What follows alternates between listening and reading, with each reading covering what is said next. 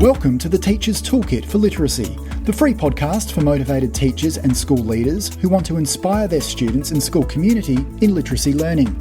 Make sure you subscribe to the show on your favourite podcast player, and for more amazing literacy resources, check out the show notes provided with every episode. Hi, I'm Sharon, and I'm the host of A Teacher's Toolkit for Literacy. In every Toolkit episode, we bring you specific resources, tools, strategies, tips, techniques to help you in your job as a teacher of literacy. Firstly, we acknowledge and pay our respects to the Kaurna people, the traditional custodians whose ancestral lands we gather on. We acknowledge the deep feelings of attachment and relationship of the Kaurna people to country, and we respect and value their past, present, and ongoing connection to the land and cultural beliefs. Hello, everybody. Welcome, everyone, to the podcast. In every episode, we bring you specific resources, tools, strategies, tips, techniques to help you in your job as a teacher of literacy. So we're really here to help you as a professional in your job as a teacher and to make the choices that affect you in your classroom for the betterment of your students. Actually, can I just add something into that lovely introduction that you do and about why we're here for teachers? Yeah.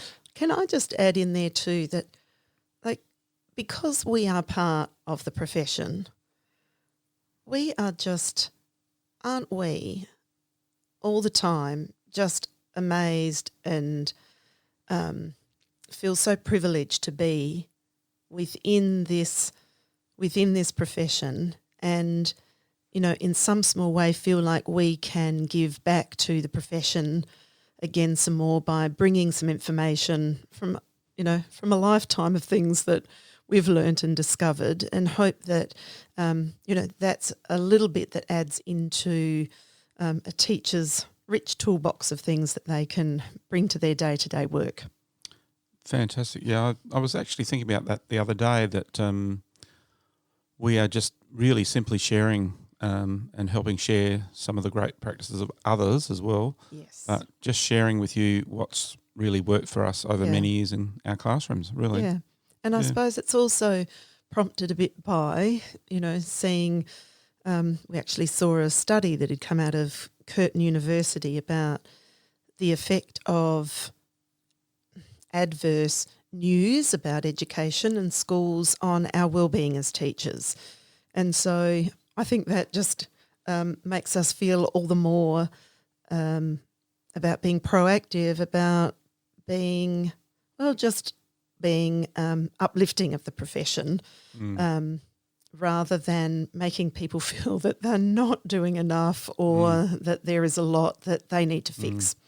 So, and we're very mindful of the huge demands currently in the current environment where teachers are doing the online learning, and we fully, we appreciate yes, all that's done there. So yes, so I really just wanted to, almost as a thank you to everybody for everything that you're doing for the profession. Yeah. Okay, Sharon.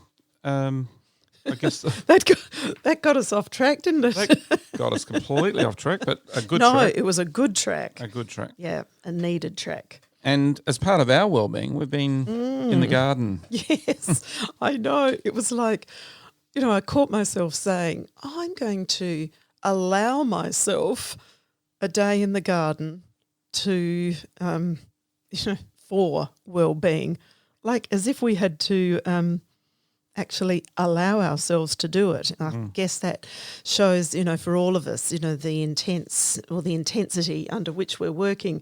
But yes, we did both have a great day. You were out there, what is it, top dressing the lawn. So, all those bald and bare patches may rejuvenate, and all those bald and bare patches in the garden where my experiments with plants have either gone wrong or I just made completely inappropriate choices about what would grow there. We've filled some of those, and it's been good to have our hands in the dirt. And it's good that, in Australia here, in Adelaide, the weather's warming up a bit and we're going into a warmer weather, which is... Well, it's actually freezing cold again now. Yeah, but... It was an unusually warm winter's day. this past weekend when we were out in the garden. Yeah. Yeah. And Sharon, it's been a big week for you in schools. Yes, always big, and I'm going to say big and beautiful. That's the wondrous piece about it. But I did just want to highlight maybe not so much about the things that were discussed as much as, that opportunity of working in schools. It's really about, by being in schools and working side by side with teachers, means that we've got their eyes on their children and we get to discuss their questions and consider their noticings about things, so that it becomes such a personalised, and like Hattie talks about, with timely feedback, it isn't just about feedback, it's also about timely reflection. So this in that time and in the classroom, or having that time to then reflect and share on things afterwards, is such a powerful learning model. But this past week in particular, I have been very privileged to observe some really intentionally planned mini lessons. So for this group of teachers that are really wanting to make their mini lessons as powerful and effective and high impact as possible, I got to observe those and to reflect on those with each of the teachers. That also, well, not just in that school, but in all the schools this week, there's also been individual time with either teachers or with year level teams, where we can really address some of the personalised questions that they have, the things about their students, about their noticings, about their classroom, about their learning. And so that's always, unlike in the classroom, I'm talking about some one-on-one or small group situations here, which we get the chance to have in classrooms. And in this work, that opportunity to do that small group or one-on-one really does have such high impact, as we know just in our classrooms when we get that privilege to do that with our students as well. We've been planning with leadership this week, which is, looking at whole school scope and sequencing for their English blocks, which has been really exciting. And stemming out of two questions that I've been asked over this past week, and it's not like it's an unusual week that these questions were asked, because it happens quite regularly, but the inferencing was helping students to learn how to develop that inferential understanding, not just the literal understanding.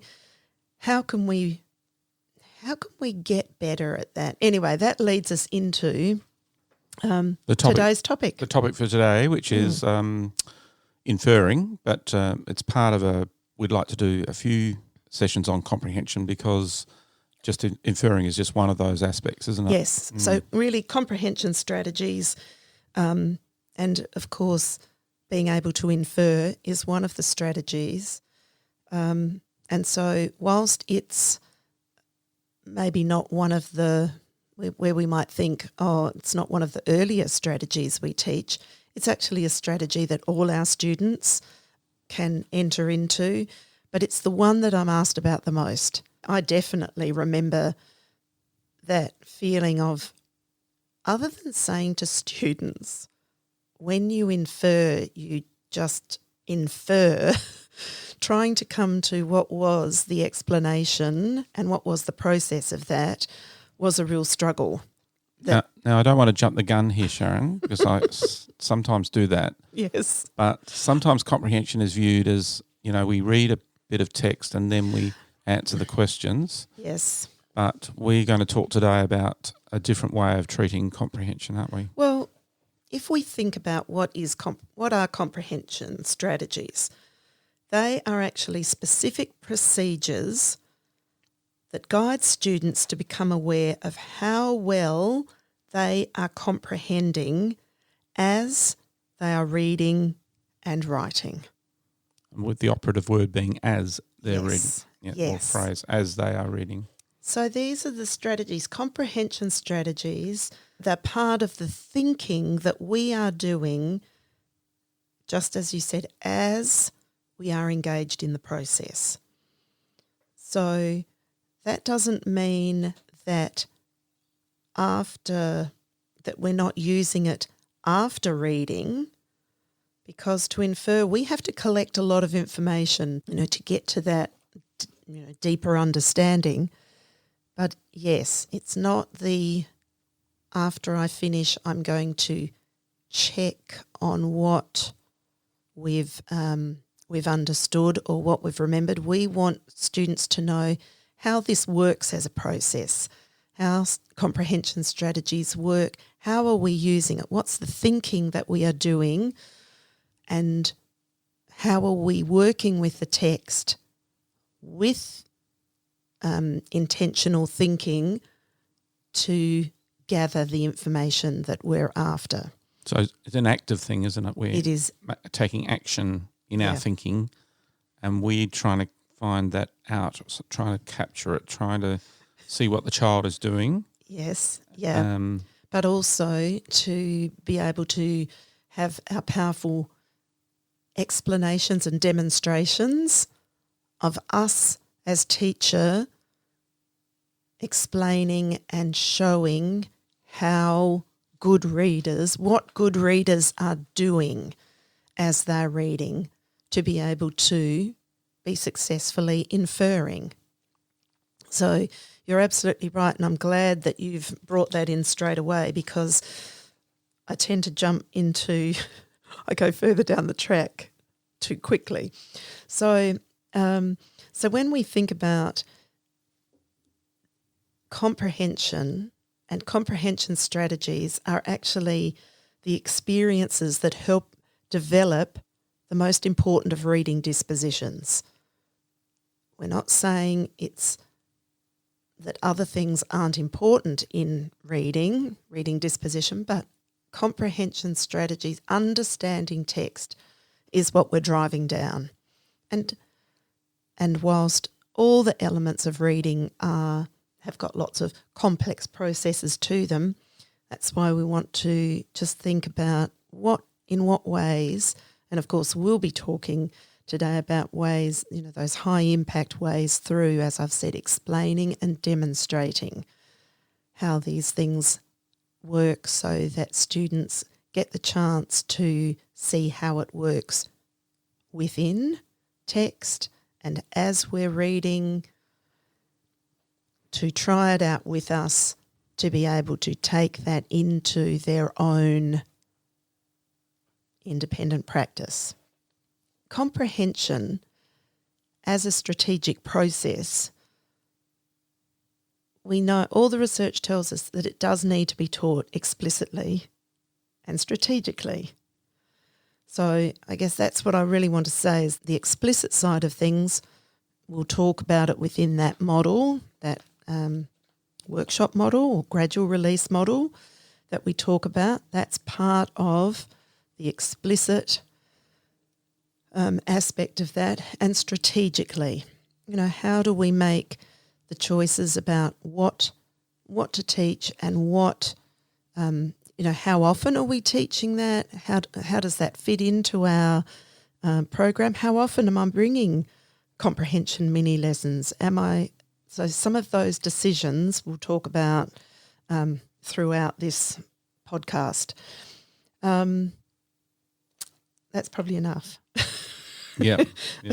That was, a long-winded answer to your reminder to us that it's an as we are reading process.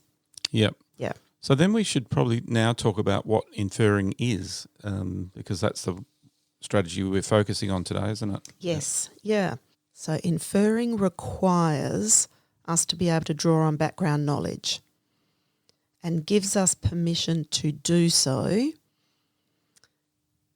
And we merge that background knowledge with the information in the text to come to a conclusion about new ideas that aren't directly stated in the text. So before I did mention about sometimes, in what order might we bring comprehension strategies to students, we're now saying that inferring requires us to use background knowledge. So I would want to also have taught before, I would want to explicitly teach students what does that mean to bring our background knowledge. So background knowledge is a comprehension strategy. So that would be something that I would want to bring. So the important thing here is that for all of our comprehension strategies, none of them are living in isolation of each other. These are connecting with each other to help us use the richness of the text and strategic thinking and our own knowledge to form and, to be able to build these ideas. Because it isn't just words on a page. It's all this active work that we're doing to get ourselves into a point of understanding.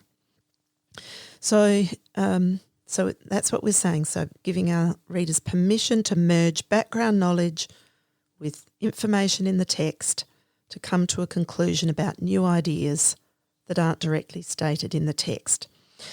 So sometimes we call that drawing conclusions. So inferring or drawing conclusions about something. And that helps readers gather more information and ideas and helps us to understand, even though we're using our background knowledge, it's really helping us to understand the writer's point of view. So what the writer is presenting here. So we gather information and we question details from the text, and then we just reach a decision that makes sense. Now, all of a sudden, this is sounding like a really complex range of processes, and it is. And so we'll break this down a little bit more in the kinds of things that we're looking for and the kinds of prompts that we can give around that. And I also hope that it opens up for teachers thinking, oh my goodness, there's a whole lot of these things I'm doing and I actually hadn't thought about that as what I'm doing is getting students to infer at that point. So they're actually naming what they're already doing. It's not something new necessarily. That's right. Yeah. There will be things here where you'll go, oh, all right. So that's actually by naming it as inferring. Now we can start explaining and demonstrating some things to say, so I've done that with my students, or I talk about that with my students, but this is the explicitness of comprehension strategies then, is being able to name what it is that we're actually doing. If you're actually using these comprehension strategies, especially inferring, you are, as you said before, you are going deeper in your understanding of the text. And I suppose ultimately your whole enjoyment of this process of reading is increasing because you're using these strategies. Yes. You know how to talk about them. Yes. And know how to use them. Yeah.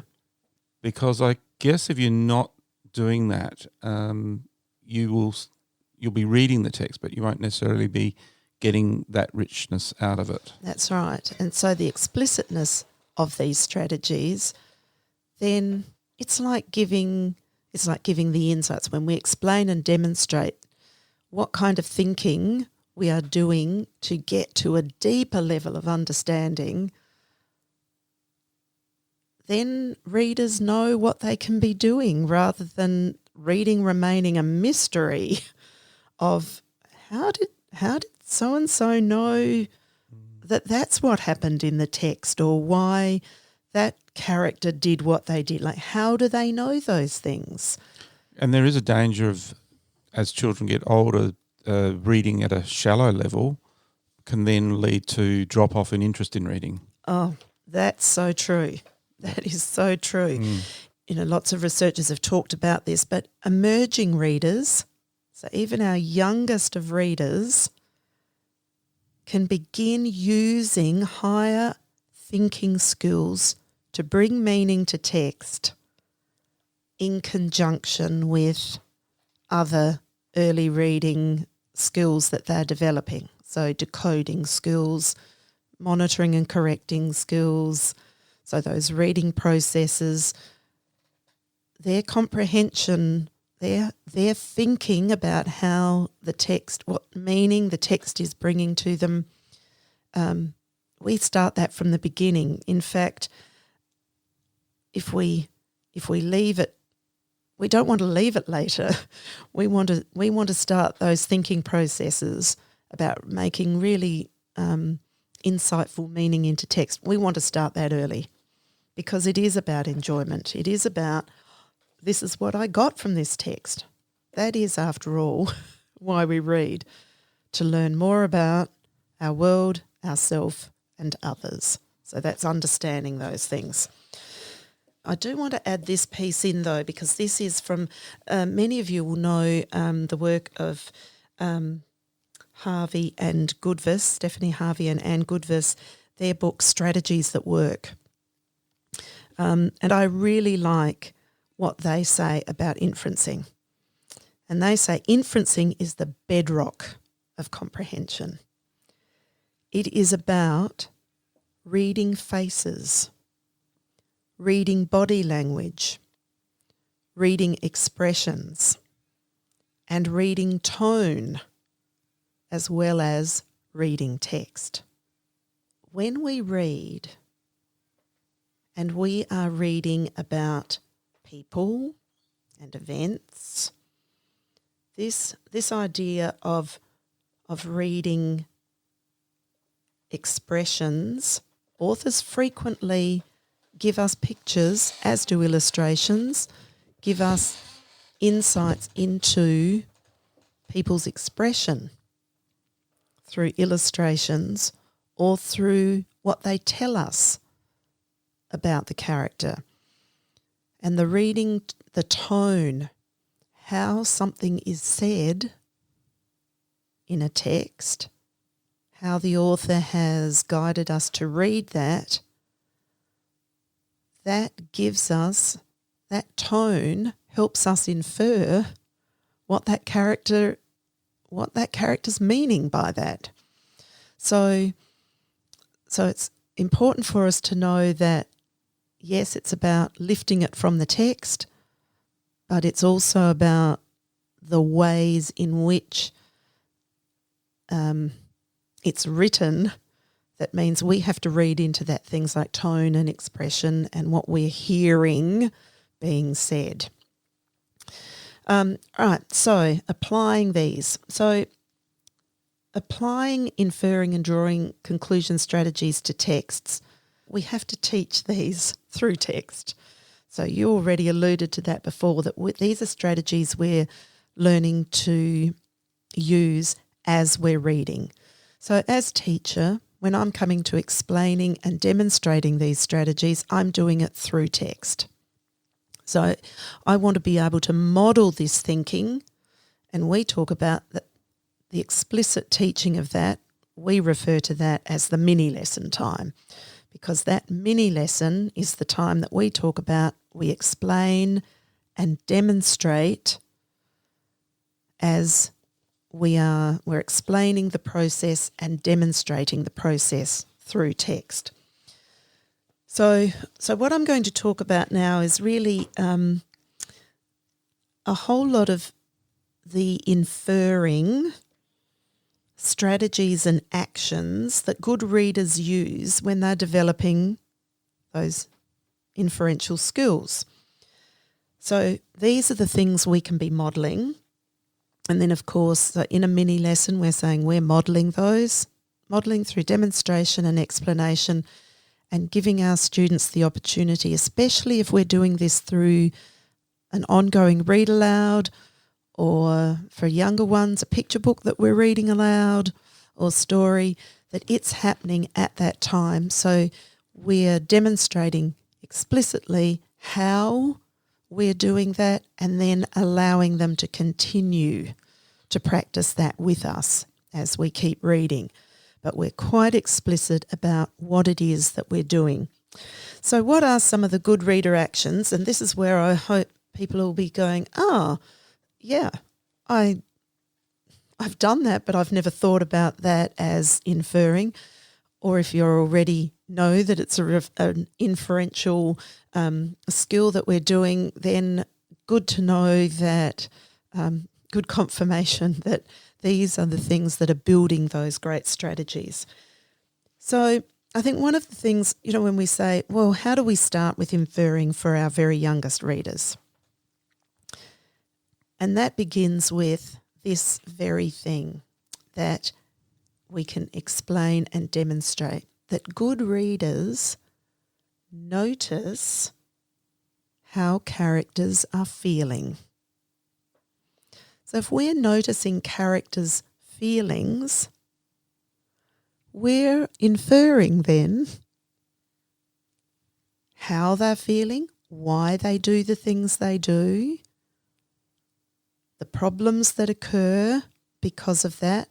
But character feelings is where we start with our very youngest ones. If we are noticing how characters are feeling, because what we're doing now is we're lifting off the page information and our own background knowledge to go, I think they're feeling this because why?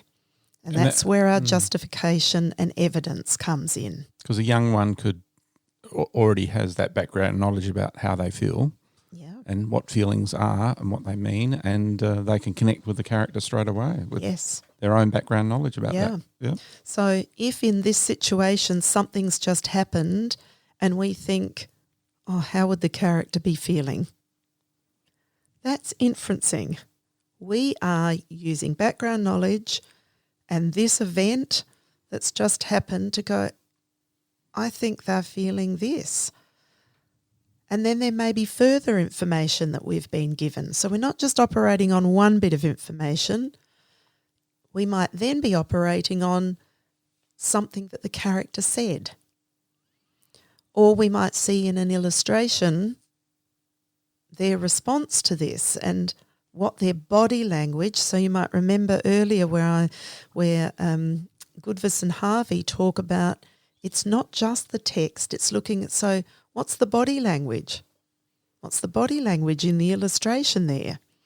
What does that tell us about? We're reading that and we're making inferences about how they're feeling about that. So at our very earliest levels, we're really getting students to not only make those inferences, but to talk about them. So we would, as a class or as a group, we then get to talk about that. What do you think, Phil? Using your background knowledge and using what's in the text and what's in this illustration, what are you inferring that the character's feeling? And why is that? So we want them to talk about, so what have they used to work that out? Not just they're feeling this or they're feeling that. How did you work that out?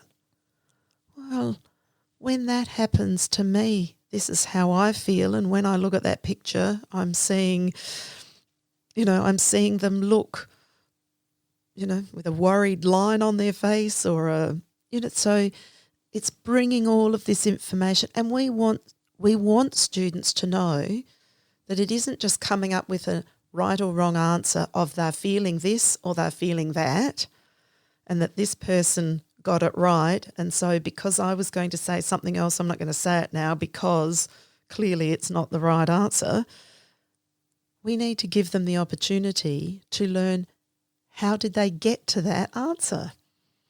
How did they get to, I thought, based on my background, when I saw that happen to somebody and I then saw this, then I think that's how they would feel. So discussion is an important part of this process too.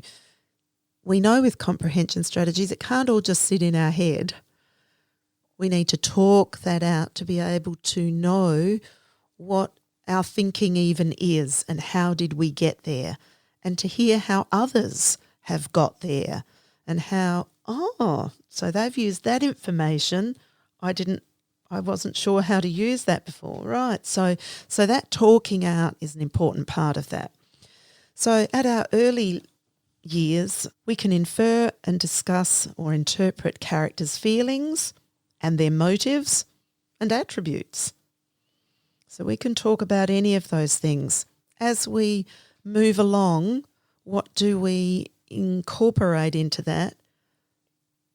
This is now a more, this is stepping outside of ourselves a bit more.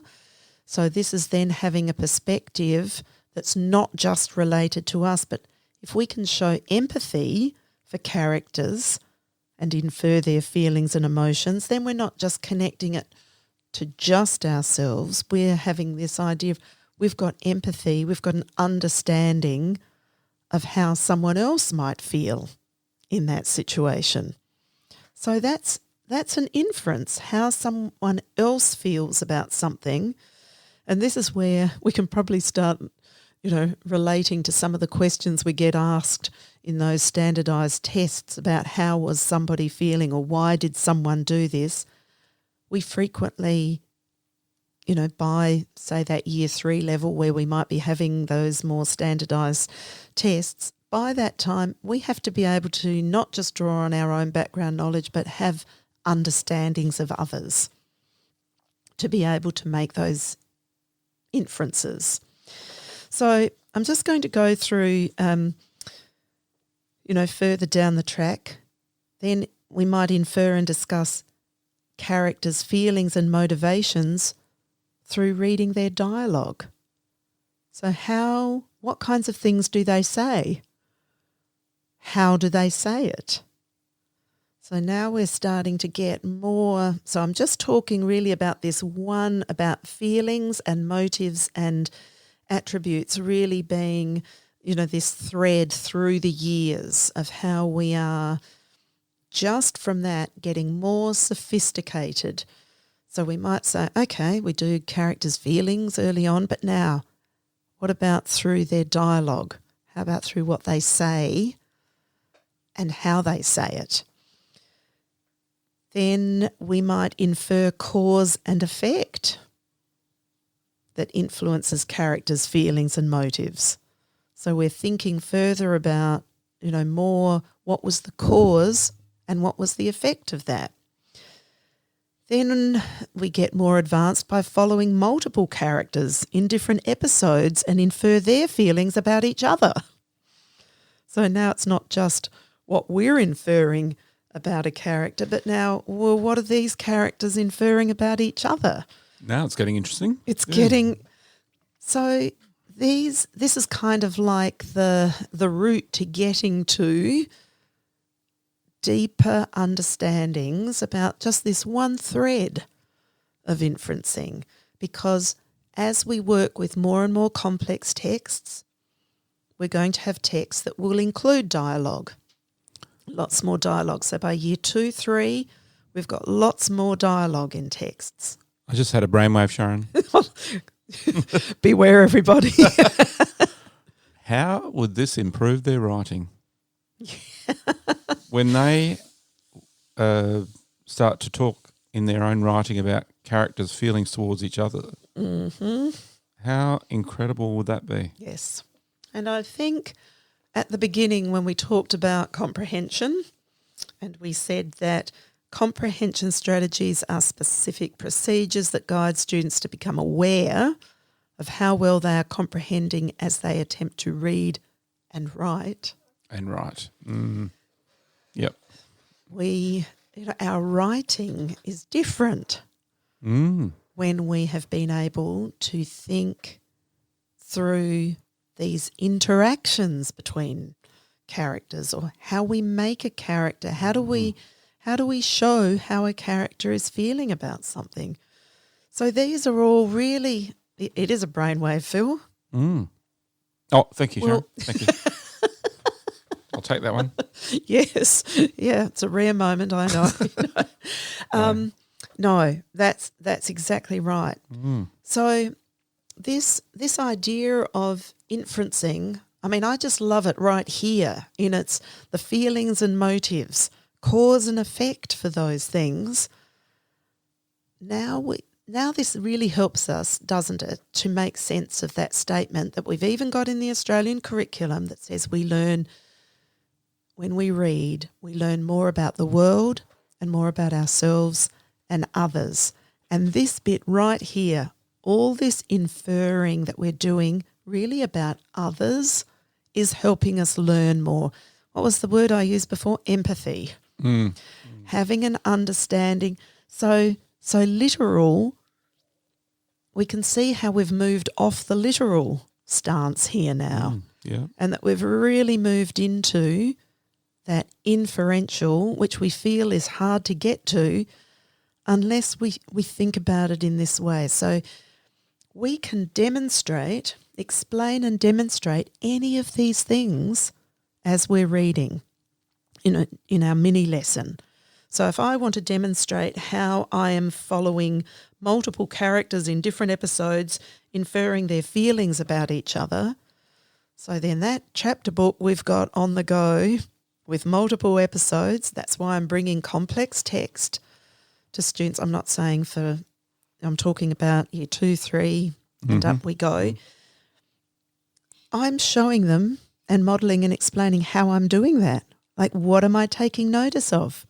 Oh, I've just noticed, listen, let me read this bit again. Listen to how this character just spoke to that character. Okay. What have we learnt from that?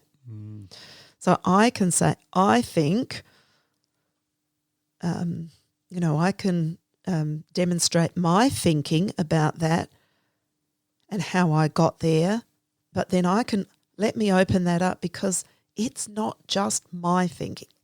That's, I think a lot of us will find that we probably do that bit quite well, but then let's open it up because it's not the only piece of thinking that can be happening there. Everyone, and I need to open that up to students then. So what were you thinking when this happened and how did you get there? Explain to us how you got there.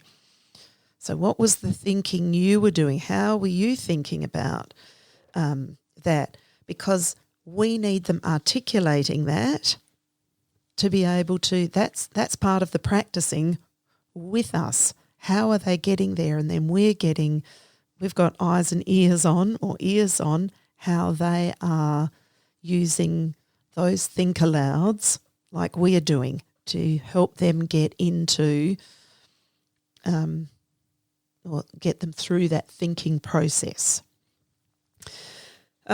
Just to keep going on, there's this whole piece about character feeling, implying inferring to multiple characters and complex plots. So these are the things, sometimes we'll say we've got children who are on low-level texts, or if we talk about levels, sort of less complex texts. Our students can't get into more complex texts without really rich comprehension strategies. They might get there. So for every teacher that's ever said to me, okay, they're reading texts at a higher level, but they're not understanding what they're reading. We want our readers, even when they are reading texts of a lower level, we still want them to have we want to introduce this complex thinking to them early so that that's going to grow with them as texts get harder. Through thinkers talking. Yep. One of our timeless T's. Yes. We've already talked a little bit about this one, and I'm sorry I'm still hammering on about the characters' motives and causes and actions, but being able to take perspectives that aren't our own. So before we talked about inferencing being like getting to the writer's viewpoint. So we need to be aware then of what are the perspectives here, and they might not be our own. We can't always come at things from our own perspective to make sense of something. So this is well into secondary as well. We have to be able to come from perspectives that are unfamiliar to us to help us interpret when their perspectives are unfamiliar. So that, we can see how this becomes, just for this aspect of inferencing, it isn't just so I got it here at this year level. We have to remember texts are getting more complex, and we want our students to grow in decoding and meaning making, understanding. So these rich comprehension strategies to enable them to grow with their texts, not just doing one aspect well in a text without the other. And then how do we build that other part? Let's have them all being built concurrently. All right, let's go on. So what else comes up in inferencing then, and what to infer? So this idea of, and I mentioned it in the beginning, but inferring from the illustrations or from pictures, and in non-fiction texts.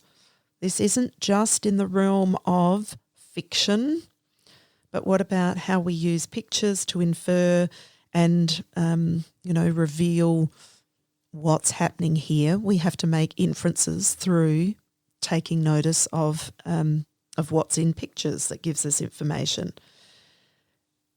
Now, one thing I haven't explicitly talked about, but I guess implicitly I've been saying this, is that through talk, this is the time where we actually want students to justify how they got where they got to. Because otherwise we get down to we're only looking for an answer. And if we've got the answer that was in my head about it, they've got, yes, you've got that, but how did they get there? What's your justification for that answer? So that's that one piece for inferencing that becomes a big piece, and I'll talk a little bit more about that in a moment. But what other things can we infer? So I've already mentioned this, but we can infer problems or outcomes in fiction and non-fiction. So inferencing isn't just about story, or fiction text, even though I've spent the first 50 dot points talking about characters' feelings and motivations. We can identify significant events and tell how they're related to the problem of the story or to the solution. So identifying significant events. So now evidence. What's that significant event? How does that relate to the problem? That's inferring. What event led to this? What event led to that? What event led to the problem? What event led to the solution? So these are all things that nowhere in a text does it say, and there is, this led to that, and that's why we have this. That's what makes text. This links back to what you were saying about writing. If we're thinking about this problem led to that, or this event led to that problem, when we're writing a story, let's say, if it's fiction, and I've got a problem, something's got to lead to that. It can't just be that I just say, and the problem was. There was an event that led to that. So by thinking about, from text, what leads to what, how did that get to there, that's all the inferencing we're doing all the time. And so that's where I come back to saying, I think there's lots of things we are already getting our readers to think about, but we just might not have talked about it as that's a strategy that you're using to help you make better sense and have a deeper understanding of what's happening here. And we don't always get our students, or don't always give them that opportunity to talk about it, articulate it, or even to, in some way, catch that in their reading journal or write it, reader's notebook as a response to something. So sometimes you're kind of connecting the dots in your own head as to what's going on in the text. You're saying that, yeah? Yes. Yeah, connecting the dots. Yes. Might be a way to describe it. Well, it's a good way to describe it. And good readers do that. Mm. And for those... And talk about it. Yes. And for those who we might say, they've just read all that and they've got no idea what they've read, they don't know that process of connecting the dots, as you say.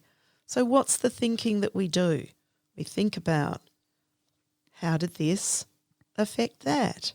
How did this play out for that? So yes, connecting the dots. Yeah, that's a, or make, what was the other? Drawing conclusions. That's, I quite like that as a term for, that's probably a little bit more concrete for some students.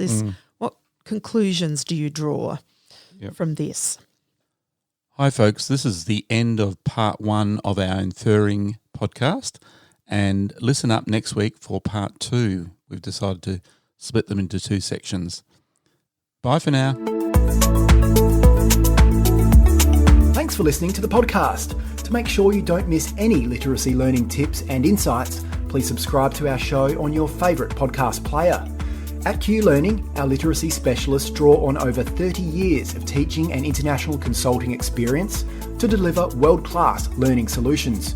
We equip, empower and support teachers to become their authentic selves. To find out about upcoming webinars and about how Q can help you and your school, visit qlearning.com.au. And you can get even more amazing teaching resources right now at teachific.com.au. Stay tuned.